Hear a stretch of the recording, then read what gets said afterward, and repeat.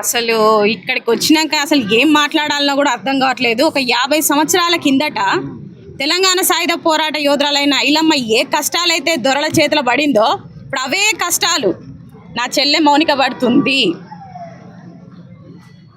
అసలు ఏం జరుగుతుంది సభ్య సమాజంలో?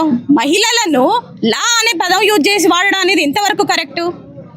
మొదటి నుండి వస్తే చాలా అనుమానాలు బయటకు వస్తున్నాయి.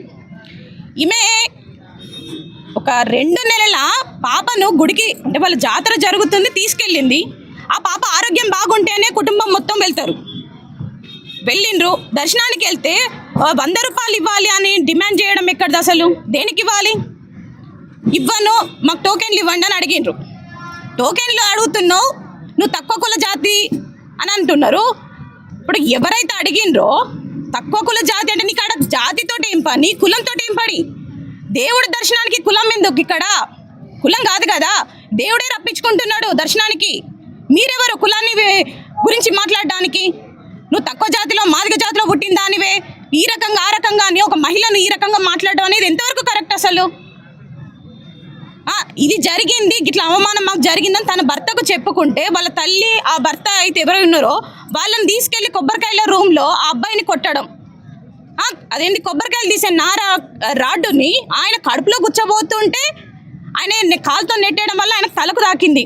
రాయితో కొట్టిండు అని అంటున్నాడు. కొబ్బరికాయల రూమ్లో రాయి ఎందుకు ఉంటుంది? అసలు కొబ్బరికాయలే ఉంటాయి కదా. మరి కొబ్బరికాయలు కొట్టినప్పుడు మరి రాయి తగిలిందంటే ఆడ సీసీ కెమెరా ఉన్నదా? మీరు చూసిండ్రు ఎవరైనా సాక్ష్యంగా? అది లేదు. ఆ పాప తన పాపను పట్టుకొనే బయట ఉన్నది. నా భర్తను కొట్టకండి అని ఆమె వేడుకుంటుంది. అసలు పాపే తీసుకురాలేదు అని మాట్లాడుతున్నారు డిపార్ట్మెంట్ వాళ్ళు. అసలు ఎంతవరకు ఇది అని పోలీస్ స్టేషన్కి వెళ్తే పోలీస్ స్టేషన్లో కూడా మహిళలే ఉన్నారు, కానిస్టేబుల్స్. మాది కంప్లైంట్ తీసుకోమంటే కూడా తీసుకోలేదు. ఒక సాటి మహిళ కూడా ఈ యొక్క బాలింత అయినటువంటి ఒక ఆడపిల్ల తన పాపను భర్త పరిస్థితి ఇట్లా ఉంది, మాకు ఇట్లా అన్యాయం జరిగిందని పోతే కూడా వాళ్ళు కేసు తీసుకోవడానికి కూడా ముందుకు రాలేదు. ఇలా చెప్పుకుంటూ పోతే చాలా అనుమానాలు వ్యక్తమవుతున్నాయి.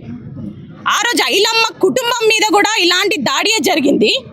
మళ్ళీ 2026లో కూడా మళ్ళీ మా రజక కులస్తుల మీద ఇలాంటి దాడులే జరుగుతున్నాయి. అసలు ఎందుకు రజకులను అంత చిన్న చూపు ఎందుకు? చాకల ఐలమ్మ అని చెప్పి ఊరు వాడాలని విగ్రహాలు పెట్టుకొని జయంతులు వర్ధంతులు మీరు ఇంత ఘనంగా నిర్వహిస్తున్నారు. మరి ఎందుకు చాకల కులస్తుల్లో పుట్టినటువంటి మమ్మల్ని ఎందుకు ఇంత చిన్న చూపు చూస్తున్నారు? మహిళలంటే ఎందుకు అంత చిన్న చూపా మీకు? మా ఓట్లు మీకు కావాలి.